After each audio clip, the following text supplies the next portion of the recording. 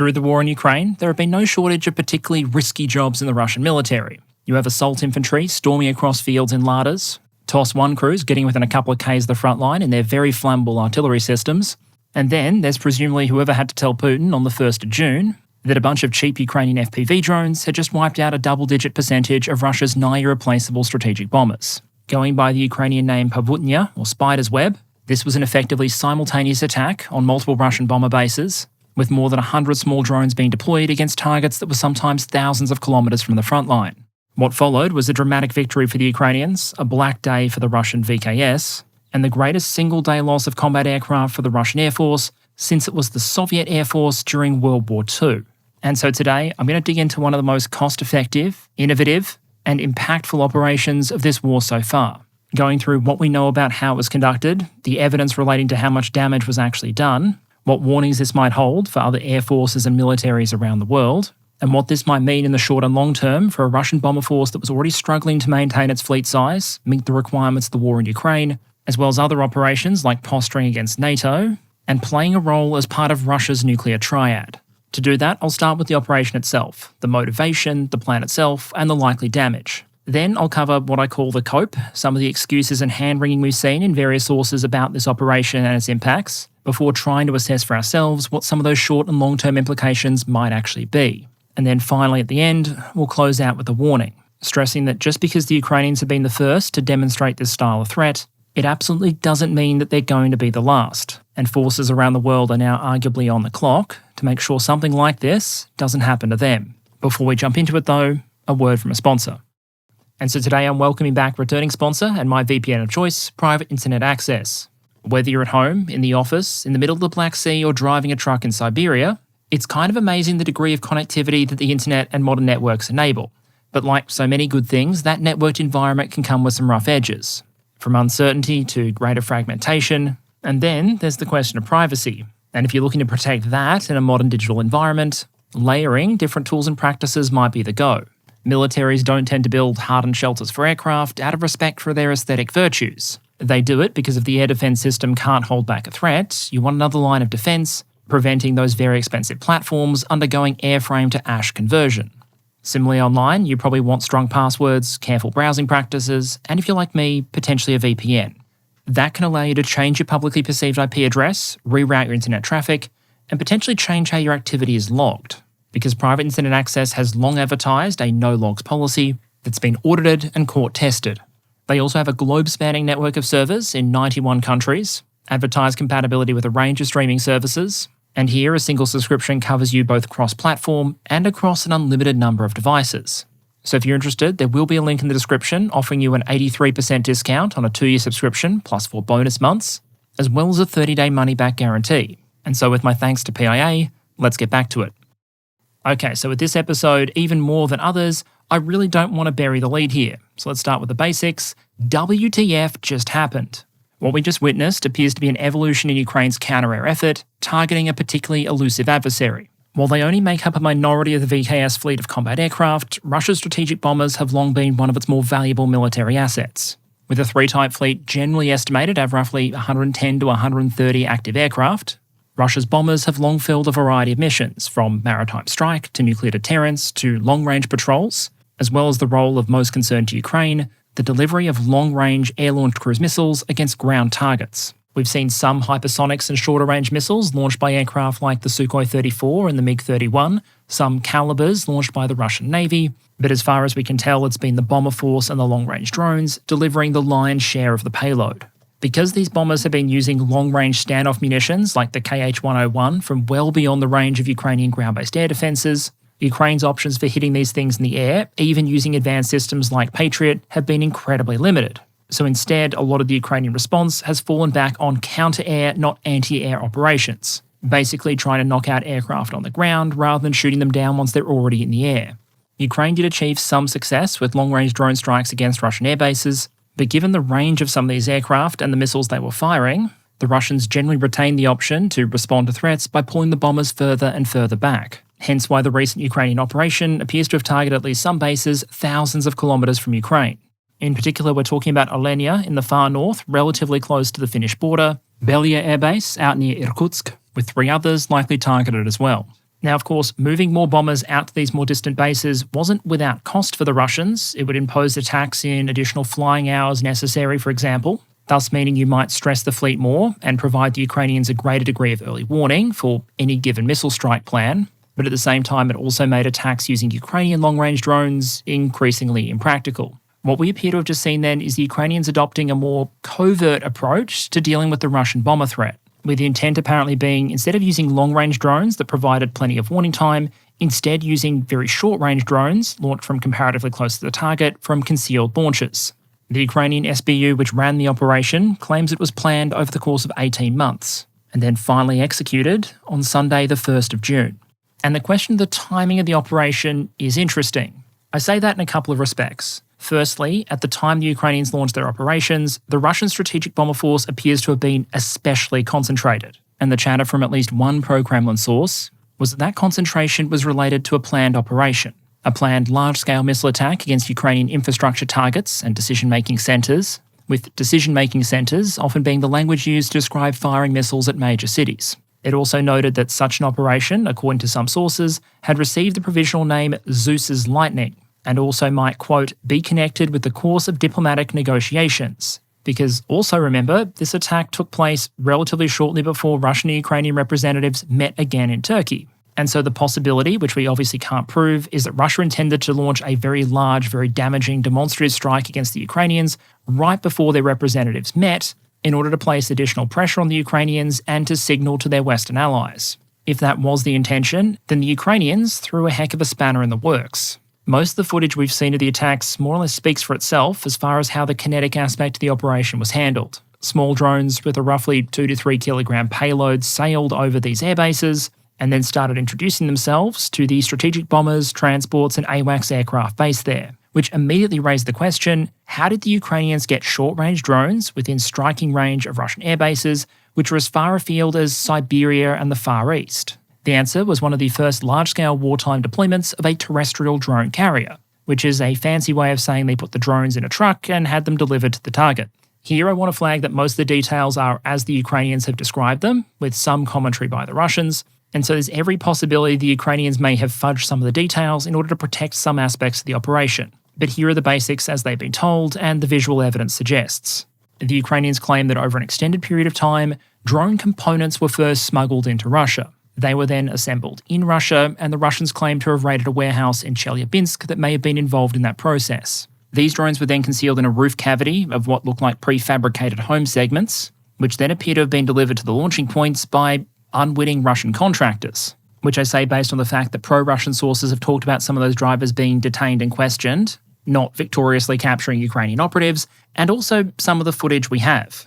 Basically imagine the driver of a truck filming it in confusion, complaining that he had been told to bring a delivery somewhere to meet somewhere else, that person wasn't there, and now for some bloody reason his truck was launching drones and there was the sound of gunfire in the distance. So what appears to have happened is after the Russian drivers delivered the drones to the target area, the roof of the segment opened up, the drones took off, and then proceeded to their target areas. Here's a grab from a video that shows what one of them launching looked like, although in the video itself you can see multiple drones launching, one after the other, while the filming observer goes about describing what, for him I'm sure, is a day at work that's proving to be slightly more interesting than normal. Although really, who hasn't found themselves accidentally hired by a foreign intelligence service to participate in a history-making deep strike operation at least once? Of course, he doesn't appear to do anything to try and stop the process, but I can't imagine many courses for getting a heavy vehicle license include instructions on what to do if your vehicle starts launching precision-guided weapons against a nearby military target. Here's another grab from another drone video released by the Ukrainian SBU, showing things from a drone point of view as it takes off from the drone carrier, for lack of a better term. After the attacks were completed, it's anecdotally reported that the trucks exploded, and it may be the case that one of the trucks that was to be involved in the attack exploded before reaching its target, thus why the attack wasn't as devastating as it perhaps could have been. And indeed, a vast majority of the damage that we've seen occurred at only 2 of the 5 targeted airbases. So as we go through the damage a little bit later on, remember how much worse this potentially could have been if everything had gone off without a hitch and every target had been hit. In terms of how the drones were guided once they left their U-Haul-style carriers, one claim made in the media relatively early on was this was a case of AI guidance. Specifically, that Ukraine had allegedly taken their baby image recognition software down to the Poltava Aviation Museum, where Ukraine still has at least one example of each of the main Soviet bomber types, and use those to train it up to recognise the targets it would eventually be flying against. Counterclaims, based on some of the drone footage we've seen, suggested that human operators were responsible. Based on what the Ukrainians have said and some of what I've seen in that footage, I think the most likely answer is both. I might do a further analysis of some of the footage on Patreon, where there are fewer restrictions on what I can show, but I do think a lot of the footage we see is a lot more consistent with the human operator being at the controls than an autonomous targeting system. That said, I strongly suspect that if these drones had lost connection with their operator, they would have been capable of defaulting back to a pre-programmed course and then using image recognition to identify an appropriate final destination. If so, it would be another warning against being over-reliant on soft kill mechanisms like electronic warfare for the defense of airfields and other critical infrastructure, because while that might deny the opponent the accuracy that comes from having a human operator, it wouldn't be able to stop the drones from, pointing a camera at the airbase and recognizing that that thing over there looks kind of like a bomber. Decent image recognition is something we've had for years at this point, and gigantic white-painted object with swept wings isn't exactly a shape that appears particularly often in nature. That gets us to the next point. Where did these drones hit specifically? As best we can tell, the primary aim points appear to have been different depending on what type of aircraft were being targeted. For the Tu-95s, a common aim point appears to have been the fuel tank and the area where the wing joins the fuselage. For the A-50s, that we'll get to a little bit later on, the primary target appears to have been the radome at the top. Meanwhile, for the backfires, most of the drones we observe seem to be going for the center line. Basically a textbook study on where to hit something with a small payload if you want to make sure either that it burns to ash or that at the very least it's difficult to repair. One of the images the Ukrainians have released seemed to suggest that those points where we saw multiple drones aiming for in the footage was a deliberate pre-planned choice. I'm talking about this image here, which if we zoom in, shows photos of a bear in a backfire with a big red X marks the spot on those aim points that we'd see multiple drones going for in the final footage. To me, that suggests the Ukrainians understood that they couldn't transport that much bang to their target and put a lot of thought into making sure that if they didn't have the warhead size, they'd be damn sure they were effective in how they used it. There's an extension to that point about where the Ukrainian drones appear to have been targeting that I think adds credence to something we discussed just a couple of minutes ago, that at the very least, many of these bombers were operational aircraft, not reserve or decrepit airframes, as some Russian commentators have claimed, and they might have been in the process of preparing for an attack on Ukrainian targets. Why do I say that? You could make an argument based just on where many of the aircraft that were hit were positioned on the airbase, but I think the more compelling evidence is A, the way they burned, and B, in some cases, the fact we can actually see missiles already on the pylons. As you can see on the right there, some of these bears are already loaded up with KH-101 cruise missiles. And you would struggle to find any air force in the world that'll tell you it's a good idea to leave aircraft bombed up sitting in the open for a long period of time if you don't intend to send them on a mission soon. Some of the footage and satellite imagery also suggests that some of the aircraft that were hit burned with the kind of readiness and totality that you'd expect of an Australian eucalyptus tree after a long drought. What that strongly suggests is that some of the aircraft that were hit and thoroughly destroyed were fueled up, with the drone metaphorically delivering the spark and the aircraft's fuel tanks and potentially loaded munitions delivering most of the destructive energy. That leaves us with two broad possibilities when it comes to a significant number of these bombers. Either these were operational aircraft being readied for use relatively soon, or VKS safety standards have jumped the shark from just being lazy to being actively self-destructive. Whatever the case may be, we understand the targets, the weapons Ukraine used and how it got them there, so let's start talking results. As best as we can tell, what was hit and how hard. Now, in case you're wondering, the official line from the Russian Ministry of Defense is that this was a relatively unsuccessful quote-unquote terrorist attack. I'm not sure how exactly attacking strategic bombers on a military base during a war is meant to be an act of terrorism, but let's just move on. The MOD claimed that there were attacks launched against 4 Russian airfields, that all attacks were repelled, that there were no casualties, that some participants in the attack had already been detained, although several units of aircraft had caught fire. As far as I can see so far, Putin hasn't provided a number on how many aircraft were supposedly hit, just doubled down on the terrorism rhetoric, and used this as an excuse to step away from calls for a 30 or 60-day ceasefire. While Russia's deputy foreign minister has reportedly claimed that Russian warplanes were only damaged but not destroyed in the June 1st attacks by Ukraine, and that all of them would be repaired. Don't worry, we'll come back to the they can just repair this argument a little bit later on. Assuming for some strange reason we aren't just willing to take the Russians at their word though, there are 2 key sources of visual evidence that I'm going to use here. The first is the drone footage released by the Ukrainians showing the attack itself and some of the damage caused, and the second is satellite images taken after the attack showing some of the aftermath. Neither source is going to provide us a complete picture obviously, although it should give us more to work with, as long as we keep a couple of caveats in mind. Firstly, we don't have complete high-definition satellite coverage of all of the air bases immediately after the attack happened. Partly that's just a cloud cover problem, as we can see in footage from the attacks themselves. Caveat 2 is that just as is the nature of these things, we don't have a complete picture. I've already had to re-record some parts of this episode multiple times as new evidence comes out and the number of damaged or destroyed aircraft is revised upwards, and while I do my best with what I have available at time of recording, it may well be that more damage was done than we have visual evidence to confirm. That's especially true because of caveat 3, the fact that even this sort of evidence isn't foolproof. The Russians, like so many military and paramilitary actors, are aware that there are satellites out there, and they have a fairly strong imperative to try and conceal damage where they can. The risk can also run in the other direction. What might look like a destroyed aircraft in very low-resolution satellite imagery might actually just be a painted decoy covered with debris from previous wrecks. Another reason that higher definition and some caution in image analysis can really help. Caveats in place, let's start estimating the damage. And the way I thought I'd do this was by going type by type through the Russian bomber fleet, talking about the aircraft type, the size of the inventory, the role it plays in the VKS, and finally, how many appear to have been destroyed or damaged. That's important because when you look at the Russian bomber force, not all aircraft are created equal. Like the United States that has the B-52, the B-1B and the B-2 Spirit, Russian strategic aviation is also based around 3 distinct bomber types, with them each bringing different characteristics to the table and being targeted by the Ukrainians to differing degrees. One of the 2 types hardest hit were the old Tupolev 95s, NATO reporting name Bear. Given their age, the first Bear entered service in 1956, these things are often compared to America's B-52s. And to an extent, the comparison is valid. They're subsonic, relatively cheaper and easy to maintain than the other types in inventory. They've been around approximately forever and are on track to serve at least 3/4 of a century.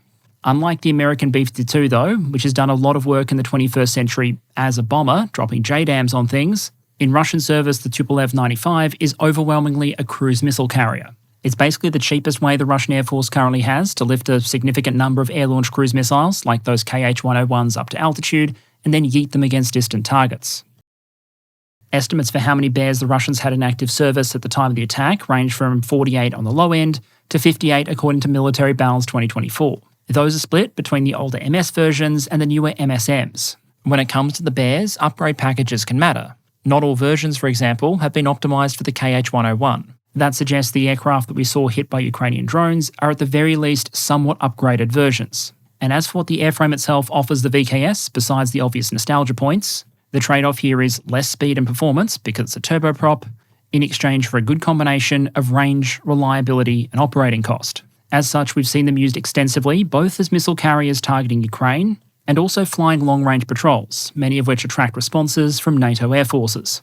And even before the satellite images started to come out, it was clear based on just the drone footage alone that Ukraine had had a fairly successful bear hunt, with subsequent satellite images suggesting that at least 7 bears had been destroyed across 2 air bases. At Belia, we can see 3 pretty comprehensively burned down in this satellite image here. While at Alenia, consistent with some of the drone footage, you're looking at 4 destroyed airframes relatively close together. If you look at a graphical plot of all the aircraft on that airbase that are believed to have been destroyed, damaged, or at least attacked, it seems to suggest that, again, consistent with the drone footage, the Ukrainian drones likely approached from one end and then basically worked their way up the flight line, starting with the bears that were closest and then working their way up from there. Depending on what estimate you use for the Russian active bear fleet then, that would suggest somewhere between 12 and 15% of the inventory visually confirmed destroyed. That's not counting any potentially damaged airframes, which we'll leave aside for a moment, because for now I want to move on to a somewhat more modern design in Russian inventory, although because it is Russia, more modern in this case means first introduced in 1972, based on a relatively unsuccessful design that was introduced in 1962. This is of course the Tupolev 22 M3, NATO reporting name Backfire. This is a variable geometry, so swing-wing, supersonic strategic and maritime strike bomber. As I said, during the Cold War they were particularly relevant for NATO naval planners, because Backfires had the combination of speed, payload and range necessary to potentially get some very heavy, very dangerous anti-ship missiles and fling them against the likes of American carrier groups or NATO surface combatants. In modern Russian service, they still have an anti-shipping role, have been used to fire those heavy anti-ship missiles against Ukrainian ground targets, and we even saw them used in Syria as conventional level bombers, appearing to drop bomb bays full of old-school unguided ordnance. So what the Backfire basically gives the Russians is a faster, higher performance strategic bomber, but one with a fraction of the range of the Bear and all the extra maintenance costs that comes with that swing-wing supersonic design. Military Balance 2024 estimated 57 in active Russian inventory, although that estimate might not fully account for the fact that the last couple of years haven't exactly been kind to the backfire fleet. In 2022, a backfire was somewhat damaged. In 2023, one suffered some slight fire damage, as you can see on the right there. And then 2024 was a particularly tough year, and one that raised some questions about the maintenance status and reliability of this admittedly very old bomber fleet.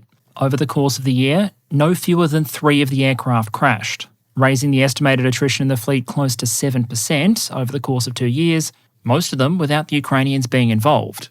Then in 2025, with no further reported crashes to speak of, it looks like Ukraine stepped in to keep up the trend.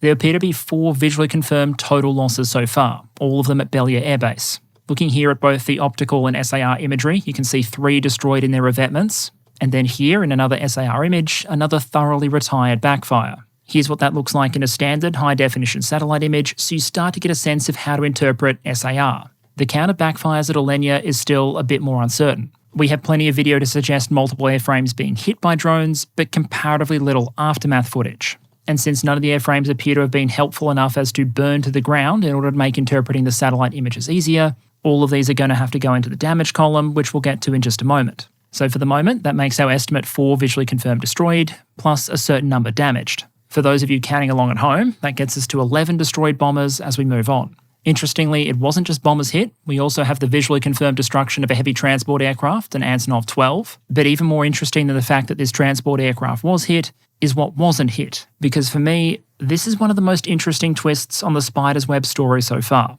The Bears and the backfires make up a majority of Russia's strategic bombing force, but they're not the most modern or most capable aircraft in the inventory. That honour almost certainly goes to the Tupolev 160. The Russians call it the White Swan, and NATO calls it the Blackjack. I'd argue this thing is a much closer equivalent to the American B-1 than the smaller backfire. It entered service much, much later, April 1987, as the apex of Soviet strategic bomber design. In a sense, it combines the strengths of the 2 previous bombers we've talked about, the supersonic pace of the backfire with the range and payload of the Bear, with the main design compromise being that they're bloody expensive, hard to maintain, and relatively rare. Military Balance estimated the fleet at 13 actives, with several more undergoing modernisation.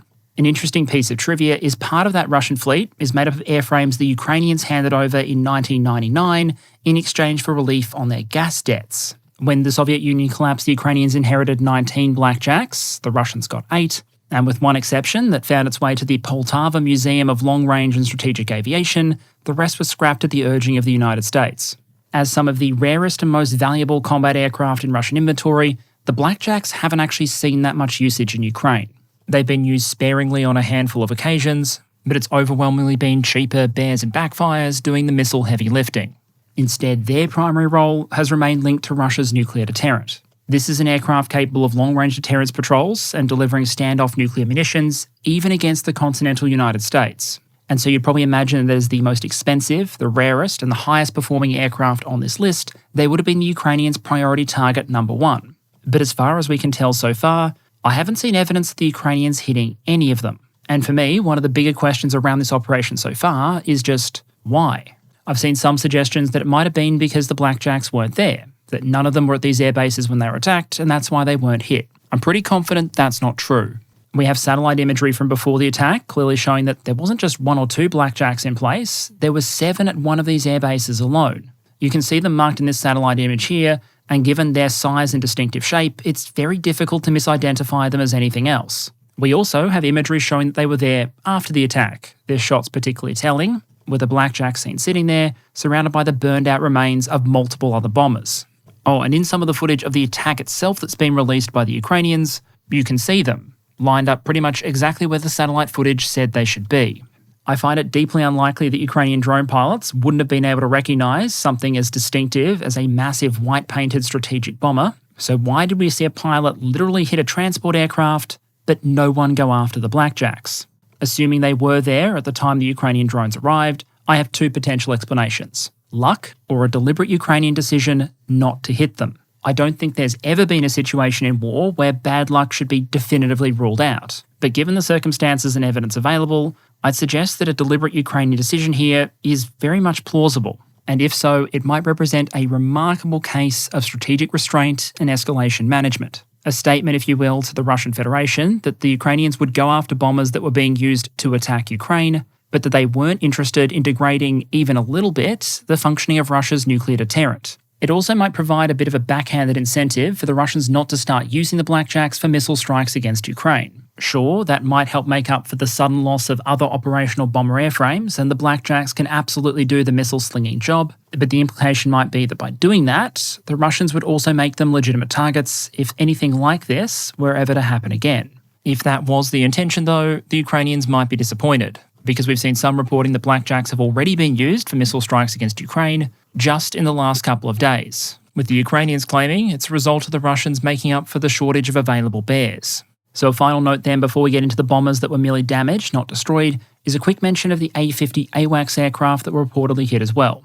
I've seen a lot of very dramatic reporting about these two strikes where Ukrainian drones appear to have landed on the radar domes of these aircraft before detonating, and I understand a degree of excitement from the pro-Ukrainian perspective. The Russian inventory of active A-50s, particularly the modernised A-50Us, is very, very small, a handful at this point. But from the evidence available, I don't think the A-50s hit were from that small active fleet. Both of these aircraft have visible corrosion on the wings and radar dome. They're missing engines, which is not generally a state of affairs associated with aircraft ready to fly in operational service. And there are other factors, including the positioning of these aircraft on the bases, that suggest they might have been retired aircraft or part donors rather than active A-50s regularly flying missions in Ukraine. Hitting them may potentially have had some value depending on what components hadn't been removed and what state the aircraft were actually in, but for the purpose of tallying up losses from the operation, I wouldn't suggest including these. Russia does have a shortage of well-maintained operational upgraded A-50Us to support its air operations in Ukraine and in other theatres.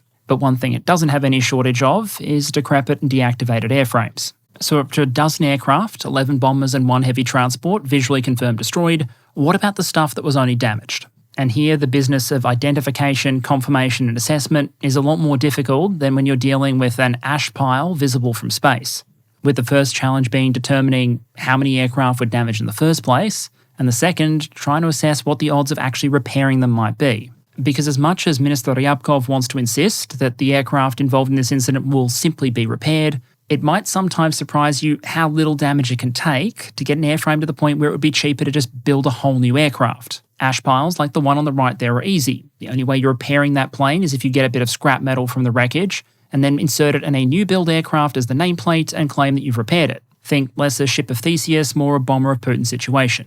But once you start fragging airframes, punching holes in them, or exposing them to fire, even for a relatively short period of time, things can get more difficult to assess. To help demonstrate, with this kind of damage, you're often not going to be able to see it in a satellite image, and even if it was caused, it's the kind of things that ground crews can rapidly cover up before a satellite pass if they choose to do so. So the only cases where we can be really sure that damage was done is where another drone flew by after a drone had already hit the aircraft, and we got the images of the aftermath. That shows us 2 cases of damage backfires, one that's taken a pretty chunky hit to the neck of the aircraft, right behind the cockpit, and the other which has taken one in the side. However, even here, there's a lot we don't know. Was there much fragmentation? Did anything inside catch fire? What sort of internal damage did the blast do? What's the state of the relevant materials? The list goes on. We've also gotten visual confirmation on a damaged bear, but much more complicated to assess are those cases where we have images of a drone appearing to hit a target, but because the drone's presumably detonated when they impact, they're not in a position to film the aftermath. And I'd be nervous about making assumptions, because I think the evidence does suggest there were a number of cases where the drones got close to the target or hit the target, but either didn't detonate or leave much in the way of visible damage. I would suggest then if we're trying to determine how many bombers were damaged, and these were overwhelmingly backfires, we realistically need to adopt a range. A visual confirmation only flaw would be 12 aircraft destroyed including the transport, and 3 aircraft visually confirmed damaged. That's not counting the A-50s. Factor in cases where we have evidence of hits but not the result, and you start getting estimates of the number of bombers destroyed or damaged to at least some extent that start with a 2. And beyond that, it's just a matter of Ukrainian claims. I would note, though, that even if the damage to an aircraft might be repairable on paper, that's not a guarantee that Russia is capable of repairing it, especially in a reasonable amount of time. The 2 main constraints here are going to be the availability of replacement parts and also repair capacity. Most of this stuff isn't just not in production, it hasn't been in production for a long time. And so if you do need replacement parts, it might be less a case of calling up the factory and saying you need a few more over the next couple of months, and more a case of a looting expedition, going through old, retired or reserved airframes to see what you could salvage. We'll go a bit more into the challenges of Russia trying to regenerate or expand this fleet a little bit later on, but the spark notes for now are probably that even the damage that might look comparatively simple and easy to repair may not be quite so simple and easy in the context of the current Russian bomber industrial complex.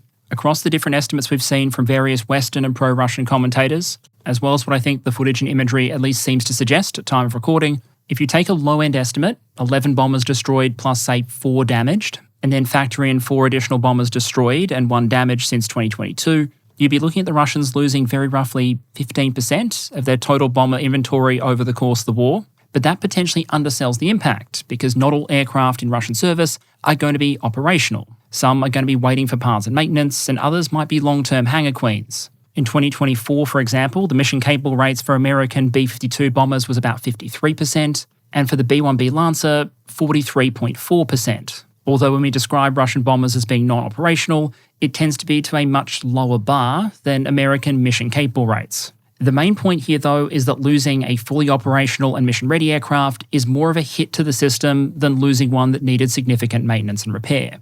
At the very least, the Bears that were already fueled up and carrying missiles were almost certainly operational, ready aircraft, and so losing them and the missiles they're carrying is going to hurt just that bit more. Depending on the assumptions you make about readiness and operational status, I think a very rough guess would be that between 20 and 35% of Russia's operational bombers have been destroyed or damaged since February 2022, not counting replacements. And of those losses, an overwhelming majority has been due to this one operation. That's obviously not going to be enough damage to take the Russian bomber force entirely offline. But at the same time, losing a double-digit percentage of your force in a single day is not the kind of thing a military force can just shrug off, especially when you consider what this operation potentially tells us from an intelligence perspective.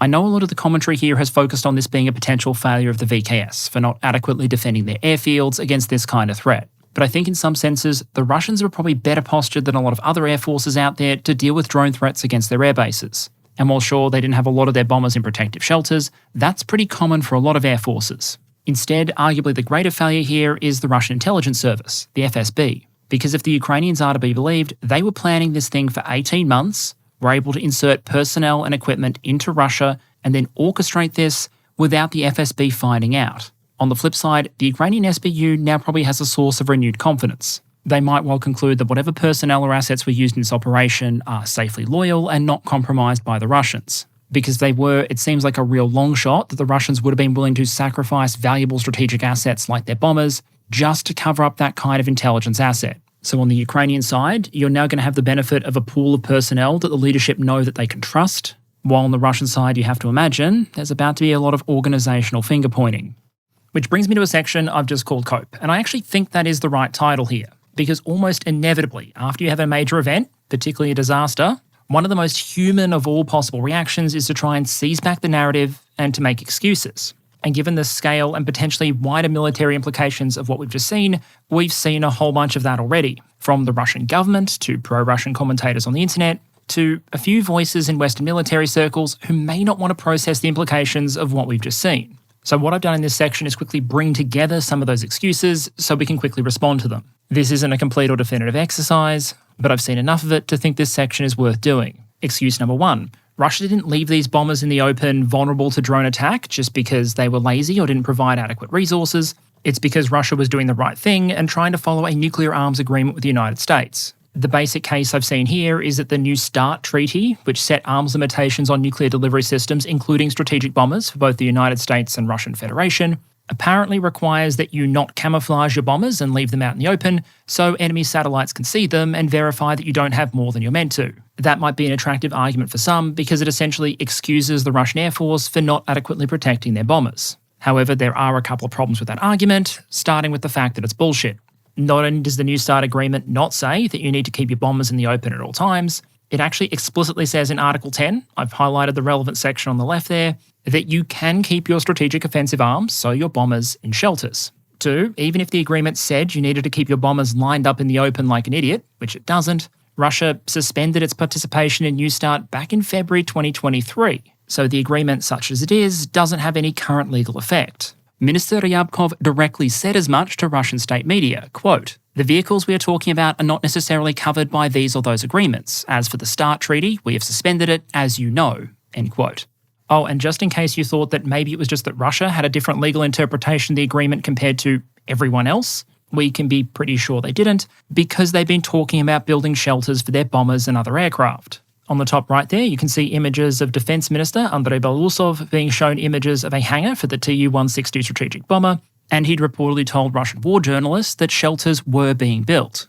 As one of them reportedly put it, quote, "On Friday, Andrei Belousov assured me that the schedule of airfields had already been drawn up and that shelters would definitely be built," end quote. And we have indeed seen Russia start to build additional aircraft shelters, although the focus appears to have been on airfields closer to Ukraine in the first instance, which makes a degree of sense, but doesn't do much help for the bombers that were based further away. Personally, I put a lot more stock in some of the claims by other Russian commentators, specifically Fighter Bomber who's linked to the VKS, that this wasn't a legality issue, it was a resource and planning issue. As he put it, quote, "The VKS main command cannot even get themselves normal pantsirs, so short-range air defence systems, in the required quantity to protect combat airfields, which are subordinated to them. They're not the ones who allocate money for shelters. They don't have it. They are not the ones who screwed up the fences. They're not the ones who forced them to fight with unfinished and unready airfields. They are not the ones who distributed all the personnel to the Space Marines," meaning the assault infantry. He then goes on to say that expedient defensive measures like tyres were introduced out of desperation and a lack of other defence systems, and complains that the VKS just doesn't have much weight in the Ministry of Defence. So, no, these bombers weren't left hanging because of a nuclear reductions agreement with the United States. They were left vulnerable because Russia recognised the value of aircraft shelters and then didn't build enough aircraft shelters. Argument 2, which I've seen, is that this might actually be a good thing in a way, because Russia was looking to replace its older bombers anyway, and this will provide a bit of a push to the process. This is basically the equivalent of saying that you're happy your house burned down because you were looking forward to renovating in the near future. Sure, Russia was going to replace these things eventually, but they probably didn't want them kinetically retired a couple of decades early. And I'd argue the factors holding back the replacement programs aren't motivation, it's the limits of available resources and how quickly the Russian bomber industrial complex can physically build new aircraft. Weird argument number 3, you can't conceal weapons in shipping containers, therefore what Ukraine did here was fundamentally illegal. And originally I was considering diving into the international law of this exact question, looking at some of the things customarily countries have decided you very much can't do with your military, like wearing enemy uniforms for battlefield advantage, as opposed to elements of equipment concealment practices that have been more widely adopted. But because nothing is ever more fun once the lawyers get involved, I'll stick to the practical rebuttal. Many countries, including Russia, have very publicly implied that they're okay with the idea of concealing weapon systems in shipping containers or civilian vehicles because they've openly done it. Russia, for example, has expressly advertised a containerized missile launch system.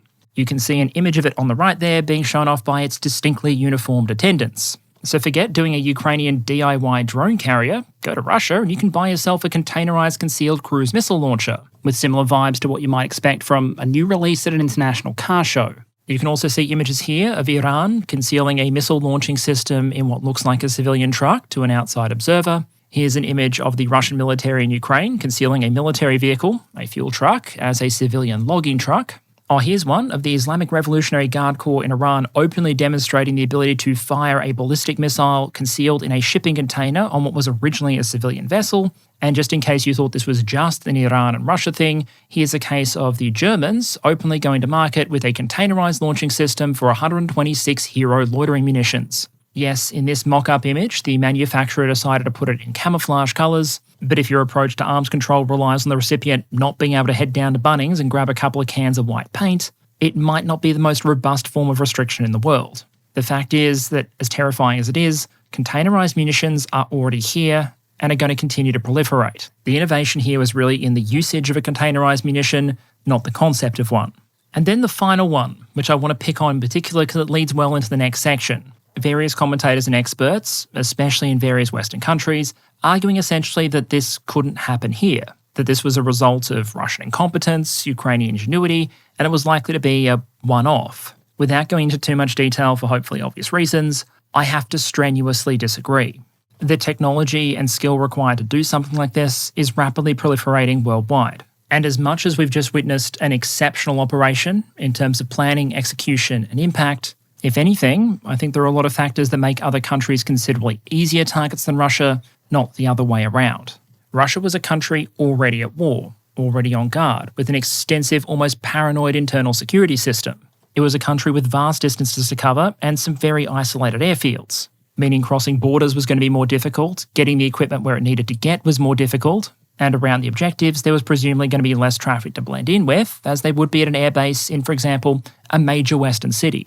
So I'd argue it may not even be a case of it couldn't happen here, but rather it's a miracle it didn't happen here first, and it's only wartime imperatives and Ukrainian ingenuity that made the Russians the first victims.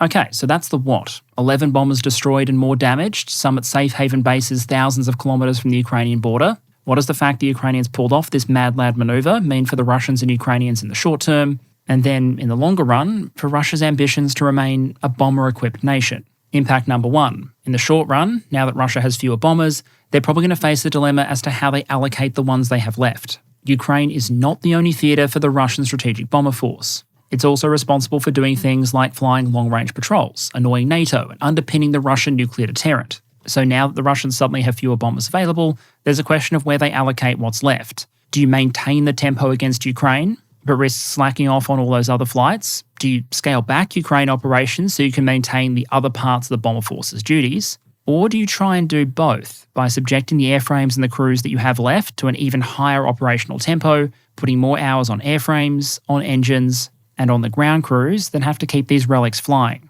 How Russia chooses to answer that question can obviously change over time, but I do think it'll be interesting to see. What I think is very likely in the short run, however, is that we do see some demonstrative strikes. You could argue there might be a cold strategic logic there to demonstrate to the rest of NATO that the Russian bomber inventory is still broadly intact, but I think the reality is that in the context of modern reconnaissance tools, the Russians can probably assume that NATO know how many bombers survived, and that NATO knows that Russia knows that they know. But this was also probably monstrously embarrassing for Vladimir Putin, for the Russian military, for the VKS and the bomber force specifically. And a fairly common but unfortunate human reaction when one's embarrassed is sometimes to lash out. That is exactly what we've already seen. A series of Russian drone and missile attacks, including against major Ukrainian cities, and reportedly roping in a cross-section of Russia's remaining bomber fleet, including, according to Ukrainian reports, the usage of blackjacks for missile attacks on Ukraine. Another interesting element to watch in the short run is how the Russians choose to adapt to this defensively, because I'd argue what we just saw from the Ukrainians might in some ways represent an adaptation to an adaptation. Let me explain what I mean. Previously, one of the greatest threats to Russian combat aircraft, including the bombers, was long-range Ukrainian drone attack. Because those drones move so slowly over long distances, however, the Russians had an opportunity, especially with the bomber force, to make two key adaptations. The first was simple, just move the bombers further away. They have the range necessary to do it, so as long as you're willing to put in more flight hours per sortie, it works. It means you get more warning time, and it's more limited in terms of what drones can actually make the distance. The other defensive mechanism, given the warning time those drones allow, was simply to keep aircraft in a relatively ready state so they could rapidly take off if incoming drones were detected, so by the drones arrived, there were no airframes there to hit. They might be able to burn some grass, damage a hangar, or punch a hole in the runway. But the airframes, as long as they were ready to go on short notice, could simply take to the skies and avoid the strike. If instead of a long-range one-way attack drone, though, the threat you're scared about is a small drone launched from a concealed vehicle very close to your airbase, potentially thousands of kilometres behind the lines, all of those adaptations suddenly work against you.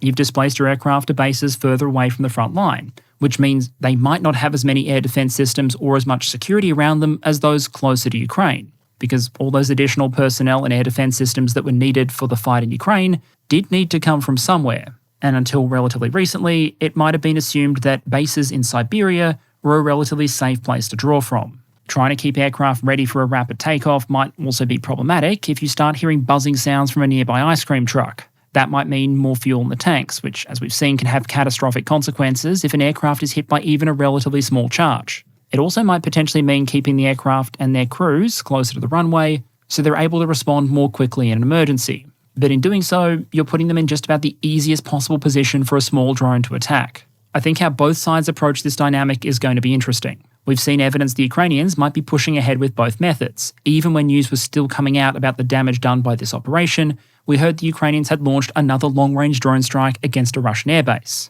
I think the evidence suggests they didn't really hit anything, but the demonstration value might be there. If the VKS changes its methods to better protect against the small drones, the long-range drones might get them. And if they stick to the status quo, the vulnerability to the small drones might remain.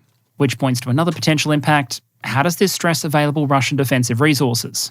We've seen evidence that while Russia has a lot of air defense systems, it clearly doesn't have enough air defense systems. Ukrainian long-range missile and long-range drone attacks grow more frequent, not less frequent over time, and as their range and capability has increased, the number of targets and areas the Russians have to defend, from oil refineries to ammunition depots to air bases to military headquarters, has continuously increased. I think I said as recently as last week that we would see continuous improvements in Ukrainian long-range strike capabilities. Now, here we are, with more to come. If you now have to start pulling more personnel and more short-range air defense systems to protect air bases against potential swarms of drones if they happen to approach, where are those going to come from, and what gaps might that open up in the air defense system? A core issue for both sides is their air defense resource at this point are kind of like a too small blanket. If you pull it to one section of the front to cover up a vulnerability, you're going to expose something else. And so there's an imperative on the opponent to try and force you to pull that resource in as many directions as possible in the hope that it rips and opens up a hole through which those precision munitions can then flow. Whatever the odds of Ukraine being able to pull off something like this again, the consequences of not adequately preparing for it just in case they do are clearly so great that the VKS is probably going to have to try and prepare anyway. And that might have military consequences for other targets in other places that aren't immediately obvious, which I think segues pretty well into some potential secondary impacts. And I can't possibly bring up all of these, but just to demonstrate what I'm talking about here, let me raise just two. The first point is transportation and security, and anyone who has gone through any international airport in the last 20 years probably knows where I'm going with this. It sometimes doesn't take much in terms of a demonstrated threat to force a very wide-scale adaptation in a system. A relatively small number of people have some bad intentions towards civilian aircraft, and then suddenly everyone else has the wonderful experience of airport security for the rest of time. In this case for Russia though, the threat is to something even more common: civilian trucks. And since the attack, we've already seen some cases of very, very, very long lines forming for Russian truckers because checkpoints have been set up to inspect and check vehicles that pass for concealed drones. If you stop and think for a moment about what kind of effort would be necessary to meaningfully search all the trucks on the road for concealed drones, then you can probably understand the ludicrous amount of manpower, resources, and transport time that's going to be lost protecting against a threat that really didn't cost much to introduce into the Russian system. Russia's transportation system was already facing some fairly significant challenges before this, and one imagines that sustained or regular delays aren't exactly going to help things. But if the Russians don't put up that kind of security system or find a way for a more intelligence-led approach when they hear about these attacks in advance, something which very obviously didn't happen here, and indeed one of the more interesting observations is the Ukrainians managed to plan and execute this without anyone in Russia finding out, then that's basically just an open invitation for the Ukrainians to do something like this again. Because all you need to make it happen is the ability to get drone components into the country, assemble them, and then get them transported relatively close to a military base. It doesn't even have to be a truck. You're talking about small systems that are effectively platform agnostic. It could be a car, a boat, a river barge, a train, and good luck trying to police all of those potential platforms in anything like an efficient fashion. That might then suggest an incentive to focus not on the delivery system, but on the drone and the munitions they use, which leads to potential impact number two.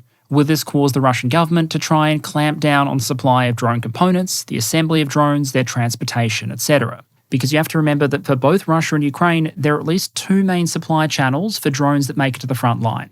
There are official government-produced, government-procured, government-delivered drones, and then there's the stuff produced and delivered by volunteers. Some of those organisations are massive, some are quite small, and while they might not have the scale or capital that a state organisation might have, they can sometimes be more adaptive, more creative, more in tune with what the front needs at any particular time, and more responsive to those requirements.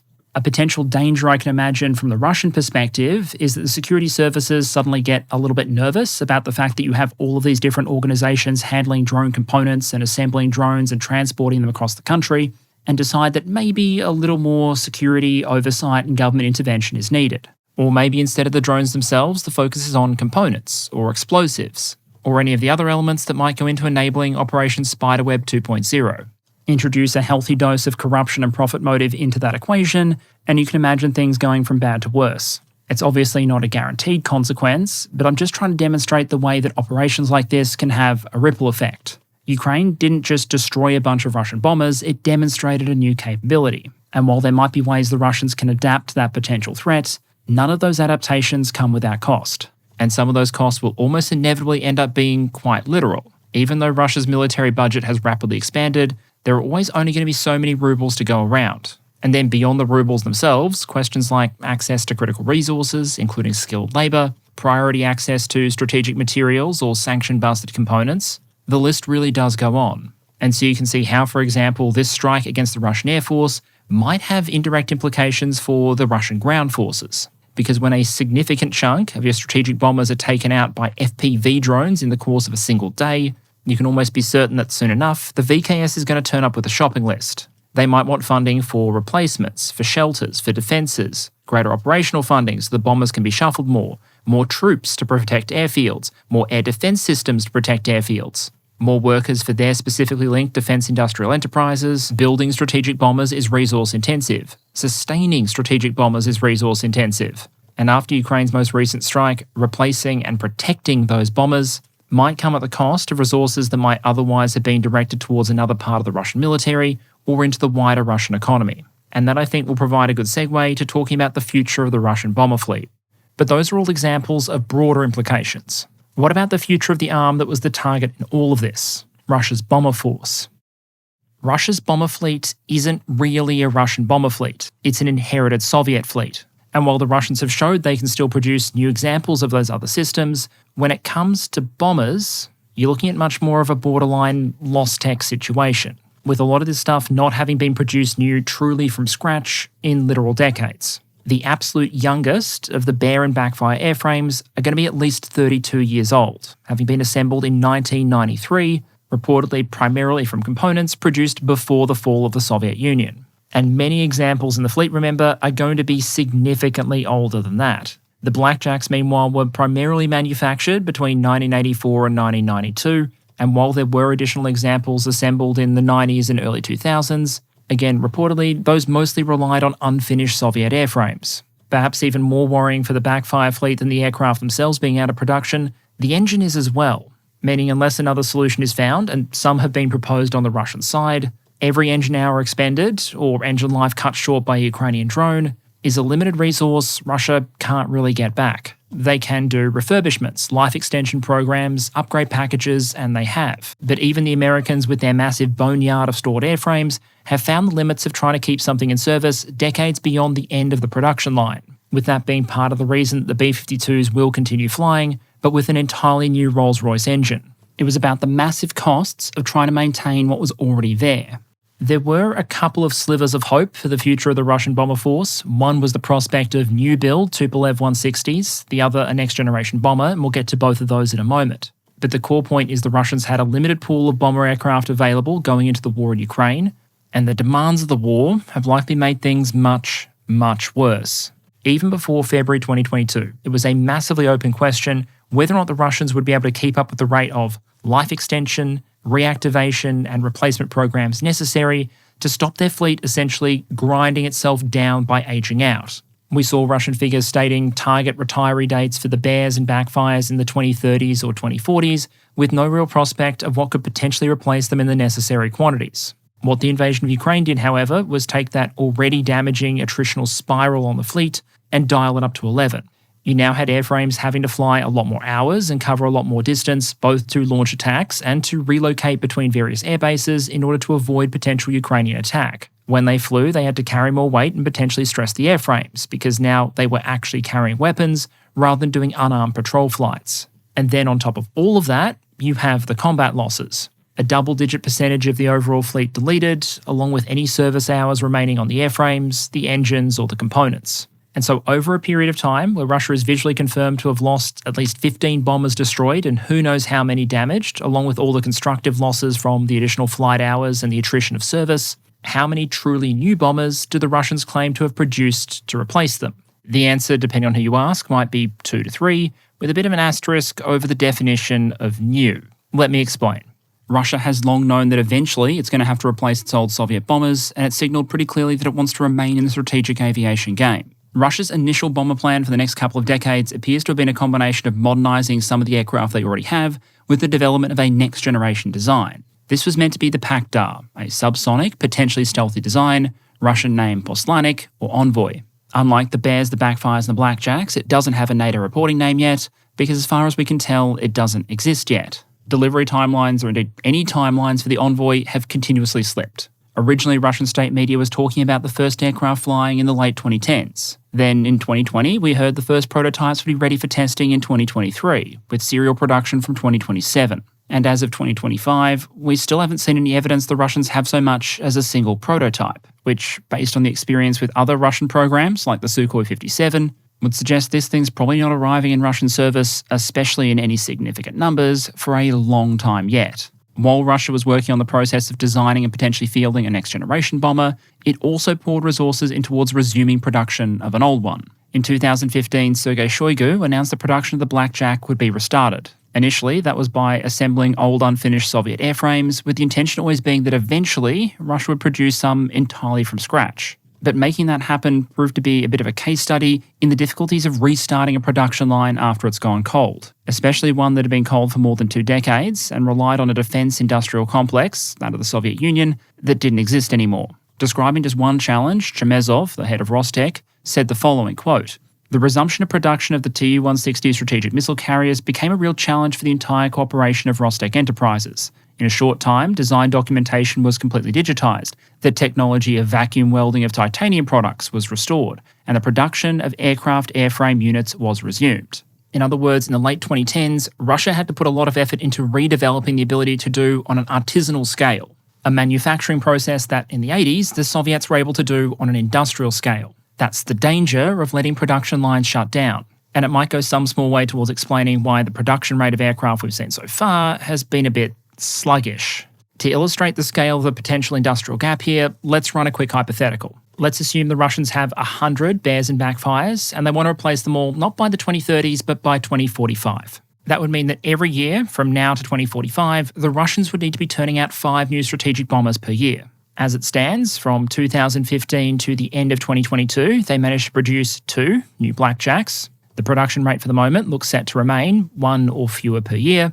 As for the Envoy, it's currently nowhere in sight, and I doubt we're going to be seeing production versions for some years yet. So if instead you assume the Russians aren't building 5 bombers a year, they're building 1 per year, and assume they still want to retire all those backfire and bear airframes in the next 2 decades, then you'd end up with a situation where even if there were no losses among the Blackjacks, the Russian bomber fleet would shrink by something like 80 aircraft over the next 20 years. Factor in aspects like serviceability, and the resulting fleet might struggle just to do the nuclear mission, to say nothing of conventional strike. And it would certainly fall far short of what Russia needs to do everything it's gotten used to doing with its existing strategic bomber force. Of course, the Russians are probably going to understand that and will have options to try and adapt. They could, for example, lean even harder into service life extension and modernisation of those older bombers to try and push them beyond that 2045 marker. Eventually, though, no matter how many old airframes you have to pick from, you're going to run into limitations trying to do that. Because really, unless the production rates for truly new-build aircraft pick up, you're just really kicking the can down the road.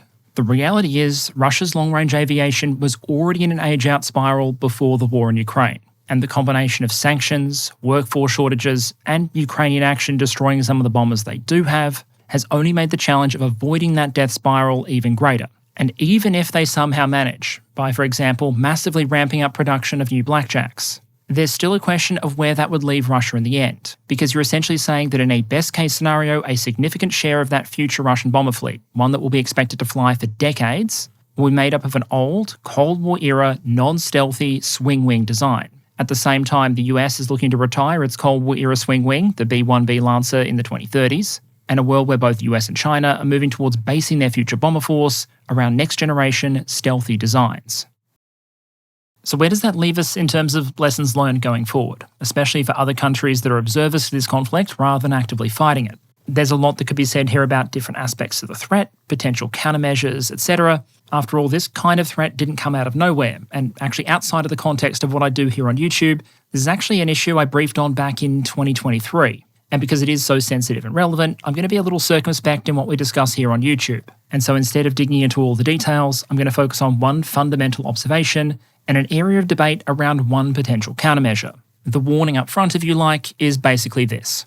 Since the Ukrainian operation, we've seen a lot of talking heads, a lot of interviews, a lot of media asking whether various countries, various militaries are prepared for this kind of threat. But I think the reality is Operation Spider's Web isn't the threat. It's the executed picture of what the threat looked like 18 months ago, being conducted by a nation with relatively limited resources against a more powerful opponent with a strong security apparatus and all aspects of logistics and wartime conditions working against them. The Ukrainians had to hack this together against a Russian opponent that was already on a wartime standing, already on guard, was already doing what it could to protect its bombers, was already watching out for Ukrainian saboteurs and sabotage operations.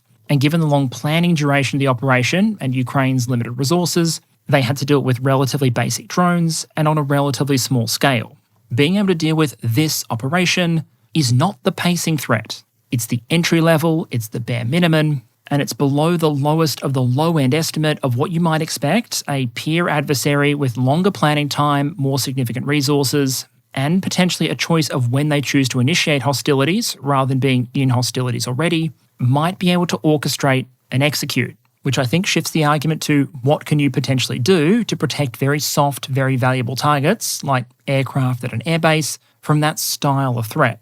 Because let's not pretend that what the Russians did here, lining up a bunch of bombers on the flight line vulnerable to this kind of attack, is anything unique, nor, until this attack, something which would be regarded as particularly stupid. Here's a Google Maps image of some very exposed US aircraft in Alaska. Here's another shot now looking at a base in the United Kingdom. If these installations faced a spiderweb-style threat tomorrow, what do you reckon the result would be? And so one element I want to pick up in the near future is some of the potential defensive adaptations that countries might consider to potentially deal with this and other emerging threats. For example, there are some very high-tech solutions out there that show potential promise. Say, for example, building an armoured box around your aircraft, otherwise known as a hardened aircraft shelter. Because shockingly enough, a 2-kilogram high-explosive payload usually isn't going to do much against a reinforced concrete structure. But that's a debate and potential military challenge we can come back to another time. Because in conclusion, I want to take this back to Ukraine and what it means for them. By itself in the short run, one operation doesn't transform the war for Ukraine. It doesn't end Russia's ongoing summer offensive, nor does it force the Russians to roll back from their maximalist war goals. If the Russians choose to, they'll still be able to continue long-range missile attacks against Ukraine, and the primary beneficiaries in that sense might actually be NATO rather than Kyiv, as fighter pilots out of Europe or Alaska suddenly find themselves intercepting fewer Russian bombers. That said, I'd absolutely caution against falling into the trap of saying this operation didn't matter. It did, as just the most recent example of how Ukraine has continuously found ways to innovate and cause significant damage to the Russian military and impose costs on the Russian state, well out of proportion to the resources used. At a headline level, Ukraine inflicted some serious damage on a valuable Russian military resource. They accelerated the process we've seen throughout this conflict of Russia grinding down the military strength it might need elsewhere to try and make the most incremental of progress against their Ukrainian opponent. The challenge Ukraine has always faced as a non-nuclear armed defender is that ultimately only Russia gets to decide when that cost is no longer worth it. When the damage to the Russian economy, state finances, manpower reserves, and accumulated military assets reach such a level, they decide it's worth coming to the table in a serious way. By itself, this operation won't achieve that, but it demonstrates to Russia that this war is going to continue to be risky, that Ukraine will continue to innovate, that the costs will likely continue to mount, and that as this war carries on, Ukraine still has some very dangerous cards to play. And after this operation, one imagines a big question for many Russian decision-makers is going to be what kind of joker does Kyiv have to play next? And okay, channel update to close out. It's arguably one of the great contradictions of the war in Ukraine that you can have a conflict where the front line moves so slowly, but technical and tactical innovation moves at absolutely breakneck speed. What we just saw is arguably the most recent example of that, but I'd argue it really shouldn't be surprising. Given the way that small UAS, autonomous targeting, and the various supporting technologies have continued to evolve, along with the operators and production capacity to support them in both Russia and Ukraine, the integration of drones like this into operations deep behind enemy lines was arguably just a question of when, not if. To the Ukrainians and Russians, the question of how to respond to this proof-of-concept operation, if you will, is very immediate. But at the same time, my closing reflection would be that there should be a lot of urgency in other countries as well. We have been talking about the evolution of the small UAS threat for literal years at this point. We've watched it continue to develop in Ukraine, in Syria, and across multiple other battlefields. What I'd suggest is very clear now is the time to prepare for that potential threat is starting to run out, and the consequences for not being ready when it arrives are potentially catastrophic. For the Russians, a significant amount of damage has already been done. But for other powers out there, the window to adapt is still open. So I think the major point here is to say that from the perspective of this channel, this story isn't over. and so expect me to revisit the potential implications of this threat in the near future. And so on that note, thank you very much to all of you for your support and engagement as always, and I hope to see you all again next week.